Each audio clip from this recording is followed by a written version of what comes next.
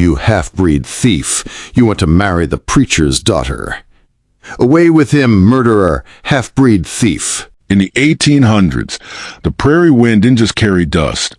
It carried secrets. The town of Redemption Ridge, nestled between scorched buttes and golden wheat fields, had a way of watching newcomers with wary eyes. The soil was dry, the sun cruel, and trust even scarcer than water. That morning, the wind blew hard, tugging at bonnets and swinging the saloon doors like a preacher's warning. A lone rider crossed the ridge, a tall man with broad chest, long black hair tied behind his neck, and silver eyes that glinted like a storm was coming. His name was Cole Maddox, or so he told the rancher who hired him by dusk. But in truth, his name was Cole Thunderhawk, born of Cheyenne blood and a white outlaw sin. His past was buried across 3 states, and his future still riding toward him. The folks at Dry Creek Ranch, just a quarter-mile from the preacher's land, took to him for his strength and silent work ethic. But none dared ask questions. They liked his honesty, feared his bloodline. From across the white picket fence of her father's garden, Ruth McKinley first saw him as he fixed a broken fence post with his sleeves rolled, back glistening under the sun. His hands were rough, but the way he moved, like every breath carried meaning, stilled her spirit. He never looked her way, but she saw him, and something inside her stirred. Her father, Reverend Abner McKinley, had warned her all her life about wolves in sheep's skin. But that day, Ruth wasn't thinking of sermons. She was thinking of silver eyes and the way the wind had whispered when he rode in. As if fate itself had shifted, Ruth McKinley was no ordinary preacher's daughter. Though she wore cotton dresses stitched by her own hand and pinned her golden brown curls beneath modest bonnets, there was a spark in her that no hymn could quiet. She'd always felt different, like her soul was made for something beyond the whitewashed chapel walls and evening prayers. Each morning, she tended to her mother's garden behind the parsonage fence, roses, lavender, forget-me-nots. But lately, her hands moved slower, distracted by the stranger across the field. Cole Maddox, or so he said. He worked with quiet purpose at Dry Creek Ranch, muscles flexing under sun-washed linen, sweat glistening along his temple. He never laughed, rarely spoke. But Ruth had caught him once, under the cottonwood, staring into the distance like he was trying to forget something that wouldn't be forgotten. Her heart had fluttered then, before shame chased it back into her chest. Her father noticed a change in her. "You've been looking toward that ranch more often, Ruth," Reverend McKinley said one evening, his voice sharp as a knife through stew. "I like the sound of hammers," she lied softly, not meeting his eyes. He set down his spoon. "That man ain't like us. He don't belong. He works hard. Hard work doesn't wash blood from a man's hands." Ruth didn't answer, but her fingers tightened around her apron. Her father had always spoken of salvation, but his tone held no mercy now, only fear and fire. That night, from her bedroom window, Ruth saw Cole leaning against the fence, moonlight silvering his face. He looked haunted and human. Something inside her whispered, "What if the world's been wrong about him?" She didn't sleep. Not really. Not with questions blooming faster than her garden. The morning sun stretched long across the prairie, casting gold on the fields and fire on Ruth's cheeks. She had waited, heart pounding behind her ribs like a runaway horse, for just the right moment. And there he was, Cole, mending a gate post near the trail, his back to her, the wind tugging at his shirt. She gripped her basket tight, swallowed her nerves, and walked the narrow dirt path until she was close enough to smell the leather and dust on him. "Good morning," she said, voice softer than she intended. Cole didn't turn. She cleared her throat. "I'm Ruth McKinley." Still silence. Then, slow and low, he spoke. "I know who you are." His voice, deep and worn like gravel, sent a strange warmth through her, but his tone carried warning. "I see you working hard each day," she tried again. "You fix that fence near the stream real straight. My father says it's been broken for her." "Don't," he cut in, finally turning. His eyes, those piercing silver eyes, locked on hers like cold steel. "Don't come near me again, Miss McKinley," he said. "You don't know who I am, but I'd like to—" "You don't." The words stung, but they didn't move her. "There's danger in looking too long at wolves, Ruth," he muttered, stepping back. "And I'm worse than most."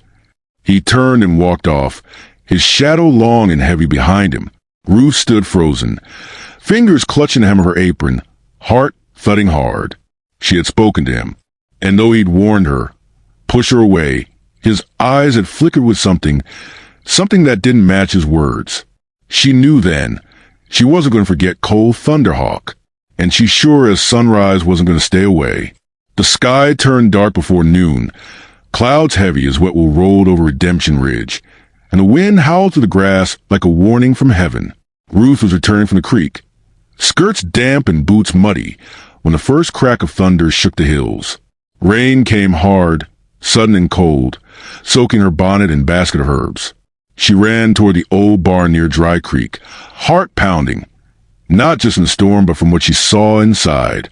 Cole, he was crouched near the hay, brushing down a spooked horse, shirt clinging to his frame, black hair dripping down his back like braided night. She hesitated in the doorway, breathless. He looked up, startled, his jaw tensed. "You shouldn't be here," he snapped.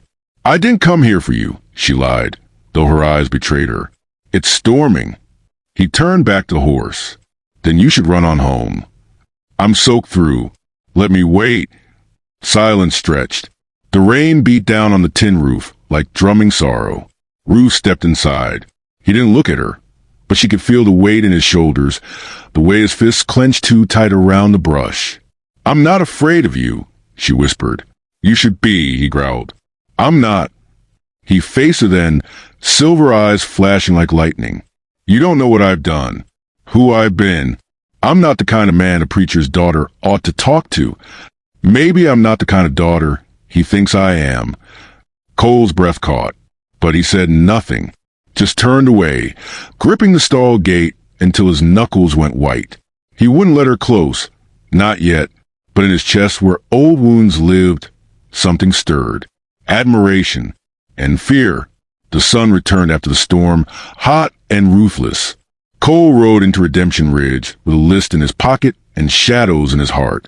He hadn't seen Ruth in days, and part of him was relieved. Another part ached like an old wound reopened. He stepped out of Milligan's general store, arms full of supplies, when a soft perfume caught him off guard. And then a woman collided into his chest. Silks rustled, boxes tumbled, and time stood still. "Oh!" "Pardon me," she gasped, steadying herself on his arm. Cole's silver eyes dropped to her face. Tall, voluptuous, fiery red curls peeked from beneath her feathered hat, emerald eyes framed by thick lashes. Full lips curled in amusement. "I should have watched where I was going," he said, voice rough.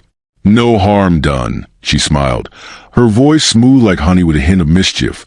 "I'm Maria Ben, owner of the Velvet Sparrow, just up the hill." She looked him up and down, slowly, boldly. "All my life," she thought, "I worked around men who talk big and carry small hearts. But this one's different. Strong, mysterious, dangerous.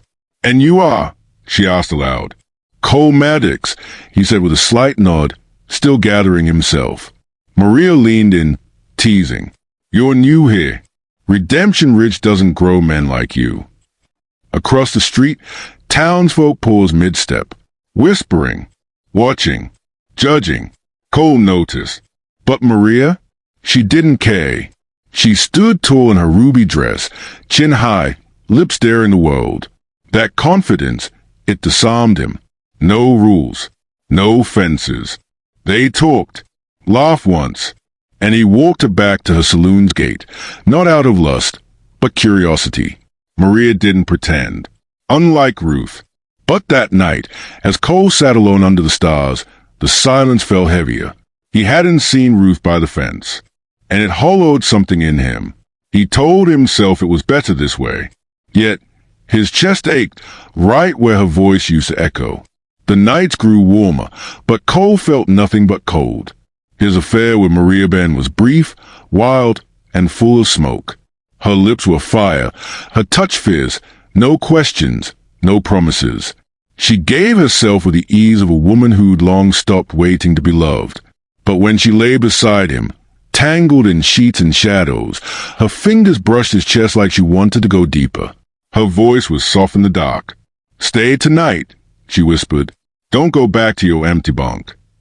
Cole stared at the ceiling, haunted by a pair of innocent eyes that no longer watched him from a garden fence. Maria saw the distance in him, even in their closeness. "You think about her, don't you?" "The preacher's daughter," she said bitterly. He didn't answer, because yes, his body belonged to the saloon now, but his heart wandered the fence line, aching for Ruth. Across town, Ruth sat stiffly at the supper table, her food untouched. Her father, Reverend Kinley, carved the roast with righteous fury. "I saw him," he said darkly. "With that woman. The half-breed belongs with her. That's what becomes of blood like his, hellbound." "Father," Ruth said, voice trembling, "God doesn't judge like we do. He sees our brokenness and loves us through it." Reverend Kinley slammed his fork down. "Don't twist scripture to suit sin. That man is marked, and the likes of Maria Ben, their souls dance in fire. But you're called to save, not to condemn," Ruth pleaded. "Jesus dined with sinners." "Get behind me, Satan!" he roared. Ruth flinched. Her mother stepped in quickly, laying a hand on his arm. "Abner, please, not like this." He rose from the table, grabbing his Bible. "That's why I like Grace," he muttered. "She's obedient, like me. But you, Ruth, you've got your mother's softness and weakness." With that, he stormed out the door, leaving behind a silence thick with pain. Ruth blinked back tears, but her heart held firm. Cole might have chosen another, for now, but truth and love weren't finished with him yet. The prairie wind blew soft that evening, but Maria Ben's mood was anything but gentle. She stood at the top of the saloon stays, silk robe fluttering around her curves, emerald eyes fixed on the man standing by the horse trough below. "You didn't come last night." Cole looked up slowly, silver eyes unreadable. "I had work." "You always have work," she said, stepping down, hips swaying like she owned the world.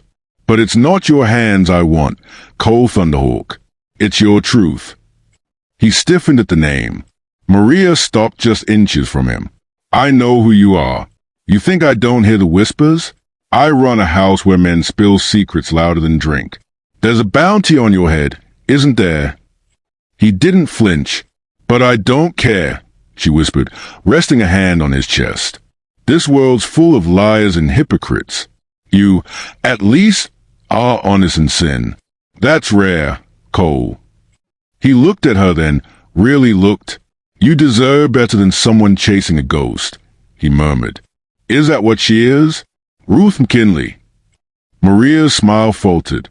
"She'll never take you, you know. She lives behind fences and holy walls." Cole turned away, jaw clenched. Maybe that's for the best. But even as he said it, the ache in his chest told him otherwise. On the far edge of town, Ruth stood behind the garden fence, staring at the hills.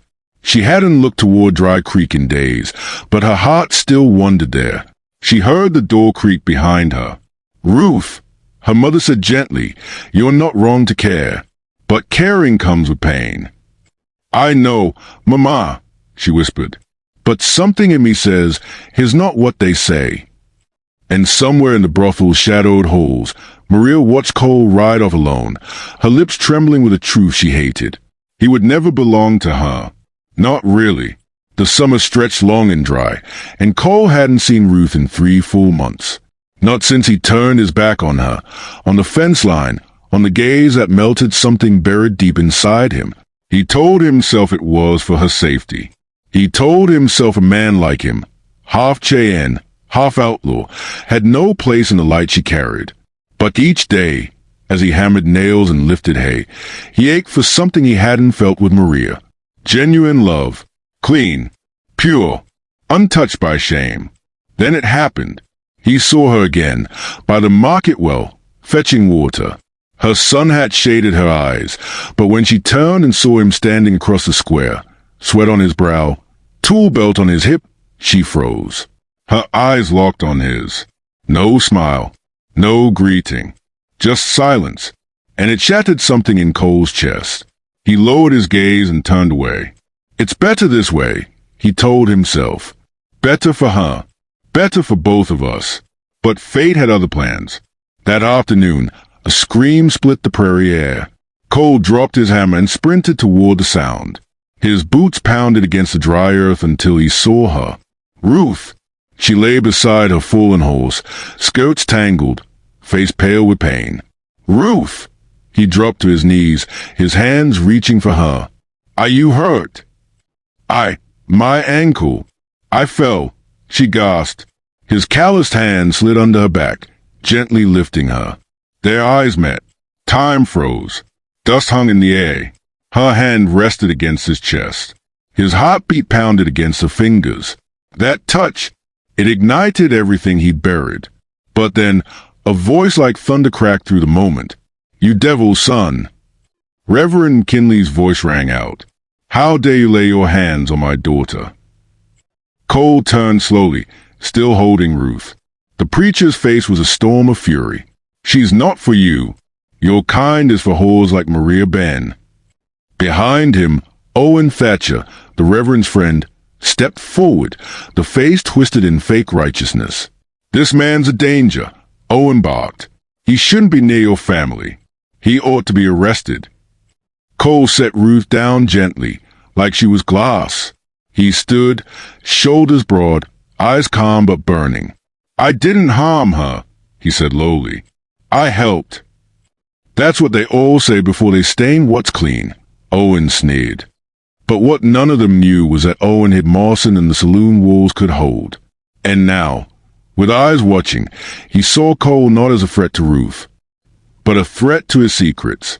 The sun dipped behind the hills, casting Redemption Ridge in an amber haze. Cole was hauling timber behind the stables when a familiar stench crept up Owen Thatcher, all smug pride and false righteousness. Evening, Maddox, Owen said, stepping out from the shadows. Or should I say, Thunderhawk. Cole didn't stop working. Owen continued, eyes narrowing. I've noticed how often your path crosses the preacher's daughter. You think you can fool us with your hard work and silent manners. But I know men like you. Cole slowly straightened, towering over him. I don't need to fool anyone, Thatcher. You're standing in the way of something important, Owen snapped. Alicia, my boy, is a God-fearing man. Clean, respectable. He's meant to marry Ruth. Cole's jaw tensed. Owen smirked. McKinley land, half of it goes to her after marriage. With that farm under my son's hands, our families will rise. Cole's voice dropped low. So it's not about righteousness. It's about land.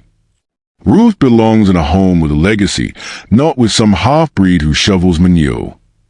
Cole stepped forward slowly, the timber still in his grip. She doesn't deserve to marry into your rotten bloodline, he said. Your son, Alicia, visits the saloon every Saturday night, just like his father. Owen's eyes widened. Maybe the preacher should know his friend preys on lonely widows and spills whiskey while preaching purity. Owen's lip curled. You don't know who you're messing with. I know enough. Owen took a shaky step back, but his voice remained sharp. You half-breeds don't start fights you can't win. Then he turned and stalked off, boots grinding into date. 3 days later, Owen returned, fresh from a nearby town, carrying more than just bitterness. He had names. He had rumors. A wanted poster. Whispers began to spread. Meanwhile, Cole tried to stay focused. He kept his distance from Ruth, burying his longing under blistered hands and broken fences. But the memory of her touch haunted him. That Sunday, the preacher stood tall in his pulpit, preaching fire and brimstone. And in the front row sat Owen, nodding along like a saint. Ruth sat beside her mother, but her mind was far. She saw Cole outside the chapel window, head bowed, hat in hand, listening from afar, too scarred to enter. When service ended, Ruth lingered. Owen seized the chance. You're a bright girl, Ruth, he said gently. And you deserve a husband like Alicia, a man of God. That Thunderhawk boy, his filth, hiding under new clothes. Ruth didn't speak. She only stared straight at him, eyes cool and steady. That night, as Cole returned from the creek, Owen appeared again on the trail. I've spoken to the sheriff, he said. Turns out, your name still carries weight. Thunderhawk, what'll happen when the preacher learns who you are? Cole exhaled, calm but sharp. You can try and bury me in my past, Owen, but I've already crawled out of the grave. Owen grinned like a jackal. Let's see how long you stay above ground. In the shadows of the prairie, seeds of war were sown, between truth and lies, between love and power. And Ruth? She watched it unfold from the edges of both worlds, her heart pulled toward the outlaw who never asked to be saved. The prairie was quiet that morning, the kind of stillness that comes before a storm. Ruth stood barefoot in her mother's kitchen, peeling apples, but her mind was elsewhere, back to the Sunday sermon, to Owen's oily words, to Cole's shadow beyond the chapel window. Something didn't sit right. Later that day, she ventured into town alone. The streets of Redemption Ridge buzzed with whispers like dry leaves. At Milligan's store, she overheard Mrs. Grady whispering, Owen Thatcher says that boy's a fugitive, that is running from a murder back east. Murder. Ruth's heart stumbled, but the more she listened, the more she realized it was all Owen's voice in every mouth. Rumors spread too fast to be true. She left the store, pulse racing. Instead of heading home, Ruth took the trail west, to the creek where she knew Cole often went at sundown. She found him kneeling at the bank, rinsing his hands. When he looked up, his silver eyes softened like snow melting on sunlit stone. Ruth, he said, voice rough with surprise. You shouldn't be here. I need answers, she said. There's talk in town. Ugly talk. He looked away. I told myself I'd stay away for your sake, he said. But you deserve truth, not distance. Then give me the truth. He stood, brushing his palms on his trousers. My name is Cole Thunderhawk, not Maddox. My father was a white man who framed me for killing I didn't do. He fled. I stayed. The law didn't care what a half-breed boy said. Ruth's throat tightened. Did you kill that man? No, he said firmly, silver eyes blazing. But I buried the boy I was that day. The silence between them pulsed. Ruth stepped forward, trembling. Why didn't you tell me? Because you deserve someone clean, someone whose name doesn't bring fire. She touched his hand. The same spark, the same ache. I don't care about names, she whispered. I care about the man I see every time I close my eyes. He looked at her, stunned, but from behind the rocks, unseen, Maria Ben watched, lips parted, jealousy burning behind emerald eyes. And further back, mounted on his horse in the shade of the trees, Owen Thatcher turned and rode fast toward the sheriff's office. To finish what he started. The moon cast a ghostly glow over Redemption Ridge, but the darkness wasn't in the sky. It moved like men. Late one evening, a group of hired hands slipped into the old barn behind Dry Creek Ranch. They stuffed a satchel thick with money into a crate beneath Cole's cot. One of them chuckled under his breath. This'll make Owen happy. The poor bastard won't know what hit him. The trap was set. The next morning, as Cole returned from the fields, Sheriff Brighton rode in, flanked by Owen and two deputies. The barn was searched. They found the money. Owen's voice boomed with false fury. He stole it from me, from my ranch's safe. Cole stood still, jaw clenched. He didn't even bother to defend himself. His silver eyes locked on Owen's smug face. But deeper still, he saw Owen's fear, because Cole knew too much. He was dragged through the town square, hands bound, crowds whispering and pointing. Half-breed thief. Liar. Murderer. The whispers wrapped around Ruth like a noose. That night, Ruth snuck out under a blanket of stars, wrapped in a shawl and fear. She entered the jail haze through the back door, heart racing. The iron bars clanged behind Cole like a final blow to the chest. Cold, Damp as settled in his cell, but it was nothing compared to the weight of betrayal. Owen's setup was precise. The mock money found beneath his straw bed, the false testimony, and the convenient timing of the sheriff from a neighboring town arriving just when the scandal hit. He sat on the wooden bench, arms resting on his knees, head down. Then he heard the rustle of skates. Cole, came a whisper, soft and hesitant. He looked up and he saw her, face tight with pain, but a flicker of light danced in his eyes. "Why are you here?" Her face, half covered with a scarf, eyes wide with guilt and fear. "Ruth, you shouldn't be here," he muttered. She approached the bars. "I had to. I know you didn't do this. I know your heart, even if I don't understand it. I couldn't stay silent." Her voice cracked. "Even if you don't love me, it's my Christian duty to help a man wrongly accused." Cole stood slowly. "You believe me?" "I always have." She reached between the bars, her fingers brushing his. Their touch sent a tremor through the air. A long silence fell between them, broken only by a trembling breath. "I don't deserve your kindness," Cole whispered. "I've done things I ain't proud of, but theft ain't one of them." "I don't care what they say," Ruth said. "I will speak to Sheriff Brighton. He's a good man. He'll listen." Cole gave a bitter smile. "Good men are rare, Ruth." As she turned to leave, her eyes met his. Something silent passed between them, a longing, a shared ache, a love too fragile to speak. From the back room, Sheriff Brighton stepped out quietly. He'd seen it all. Time to confront a ghost from his past. Brighton waited until Ruth left before locking up and swinging onto his horse. His thoughts were heavy as he rode toward the Velvet Sparrow. He hadn't stepped foot inside for months. Not since he last tried to save the woman who haunted him, Maria Ben. Maria Ben was sitting behind her bar in Velvet Sparrow, in deep thoughts. Maria and Brighton once warmed each other's bed, although she runs a saloon, but she was once a good naive girl of 16 when she lost her mother.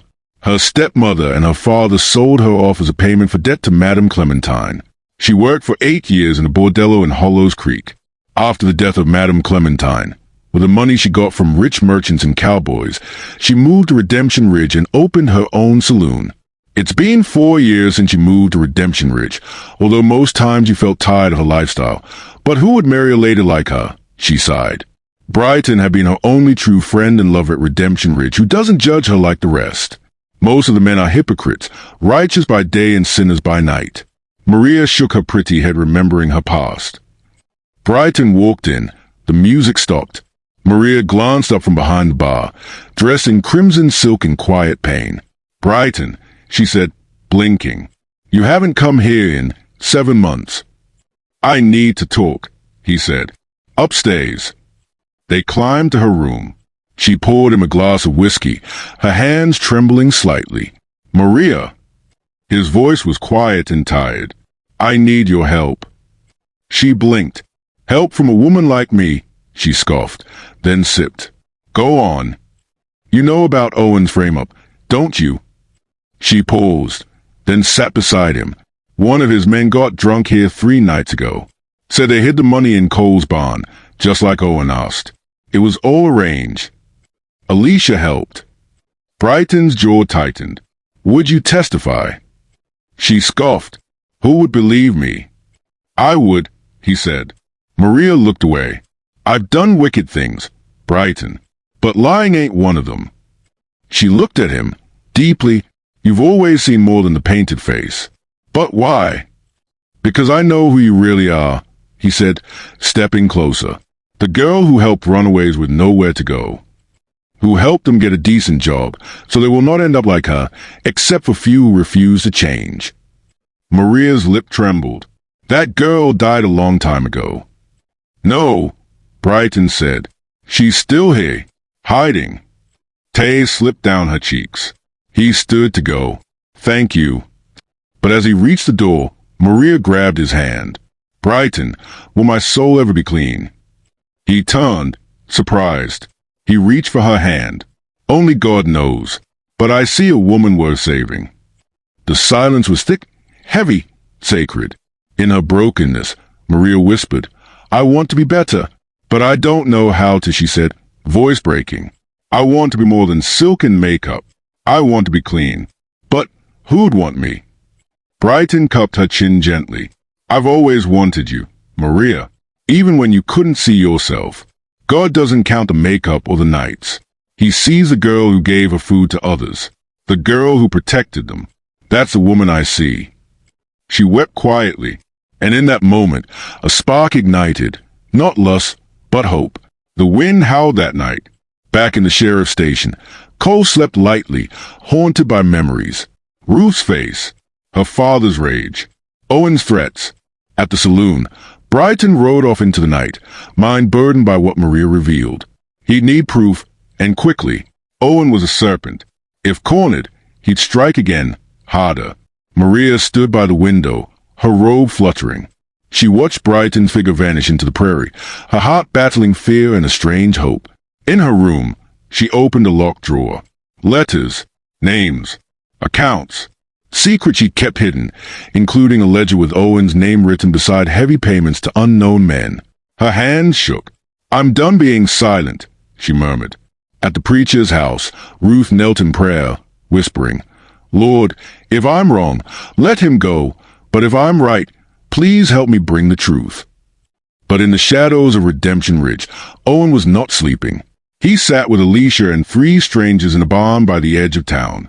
Cole's done, he said, but we'll make sure Brighton doesn't dig further. What if he already knows? Alicia asked. Owen narrowed his eyes. Then we bury the truth.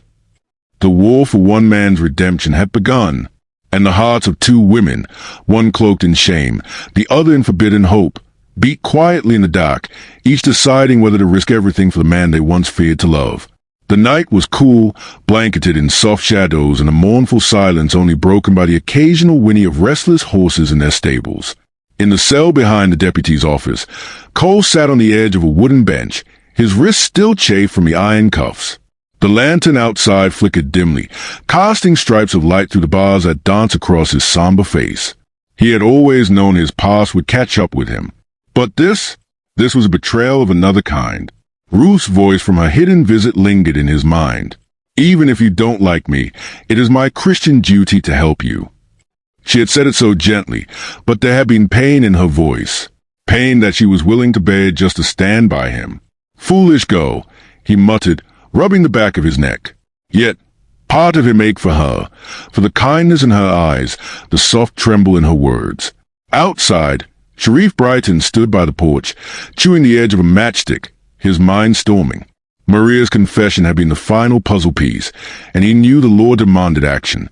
But it wasn't that simple. Owen was powerful in the Ridge, a man whose roots touched every corner of the town's affairs, from Sunday sermons to saloon dealings. He was protected by the illusion of piety and influence. And if Brighton wasn't careful, he'd lose his badge, or worse. Inside the dim saloon, Maria wiped the dusty counter, her red lips trembling as she recalled Brighton's words.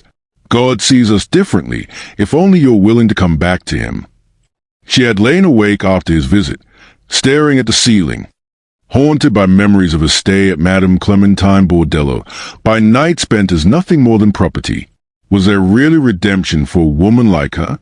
As the church bell tolled midnight in the distance, Ruth knelt by her bedside, weeping quietly. She prayed not just for Cole, but for herself, for the strange longing in her heart, for her father's blindness, and for the truth to prevail in a town ruled by shadows and secrets. Unbeknownst to all, Owen sat in his study, sipping dark whiskey, reading the report from the other town, the one about Cole's past. He grinned wickedly, clutching it like a blade. Soon, he whispered, that half-breed will be gone, and Ruth will belong to my son. But even Owen didn't know that Maria had already written a letter, a confession signed and sealed. And Sheriff Brighton were preparing for a war. A storm was coming to Redemption Ridge, and no one would be left untouched. By sunrise, Brighton summoned Ruth behind the chapel. She arrived, breathless. I spoke with Maria, he said. She confirmed the setup. Ruth's eyes widened. I'll need to question the hired men, but it'll take time. Meanwhile, the other sheriff from Cole's past have arrived in town. They are demanding I hand him over. But you said, I said I'd protect him, and I will. Ruth reached for his hand. You're a good man. Brighton gave her a crooked smile. I try. But people like Owen, they wear righteousness like a coat, hide all their rot beneath. Just then, Maria stepped into view, hat low, cloak wrapped tight. I'll testify, she said, in front of everyone. Let them know who Owen really is. Ruth and Brighton stared. Why? Maria looked at Ruth, then down at her gloved hands. Because maybe saving one good man makes up for all the bad ones I've known. That night, as the stars returned to the prairie sky, Maria stood in front of the town council. Her voice rang out, clear and bold. She named the men Owen paid, named the night, described the bag of money, described Owen's visits to her own bed while preaching fire from the pulpit. The townsfolk gasped. Even Reverend Kinley turned pale. But Owen, he shouted, lies! A whore's lies! Then Brighton stepped forward with 2 men in tow, the hired hands. We found the marked bills in their bags. Maria told the truth. Gasps! Owen stumbled back, the mask ripped off. Alicia, his son, lowered his head in shame. Ruth watched it all, tears in her eyes, not of sorrow, but relief. The noose was cut. The truth was rising. But was it enough to save Cole and their love? Cole stood beneath the wide night sky, where the prairie wind whispered like ghosts of memory. He often came here to think, to breathe, to remember he was still a man, not the label the world placed on him. But tonight was different. Soft footsteps approached behind him. He didn't need to turn. Ruth! She came beside him, moonlight washing her face in silver glow. He swallowed. They cleared my name today. Brighton, my father. The real killer confessed. I'm no longer a wanted man. I know, she whispered. He looked at her. Her eyes shimmered, brave and soft, the way they always looked at him. I love you, Ruth McKinley, he said quietly, but I don't deserve you. She stepped closer, touched his chest. God didn't come for those who deserved anything. He came for the broken. His hands cupped her face gently. Their lips met, slow, reverent, like poetry spoken without words. The kiss deepened, rich with longing, then slowed again. Cole pulled away. You're pure, Ruth. I won't take more than I should. Ruth, breathless, nodded. Then take my heart, Cole Thunderhawk. It's already yours. The next morning, Ruth stood in front of her parents, tearful, trembling. I love him. Reverend Kinley's face darkened. You'll shame this family. But before he could say more, her mother stepped in, her voice firm for the first time in years. Let her go, Abner. I once loved a man, too, but my parents said no, and I paid for it with a hollow marriage. Reverend Kinley stared at her. I won't let Ruth live a life of what if. She turned to her daughter and handed her a folded envelope. Inside were deeds to the land and some money, your inheritance. It's yours now. Ruth wept as she hugged her. 1 month later, in a small white chapel in the next town, Cole and Ruth were beneath soft prairie winds and the cry of distant larks. Sheriff Brighton stood proud as best man. Maria, now dressed in quiet burgundy, wept with joy. She had sold her saloon, left Redemption Ridge behind, and started anew with Brighton by her side. 4 years later, the Thunderhawk Ranch sprawled across the golden field like a dream born from ashes. Children's laughter echoed through the wide front porch.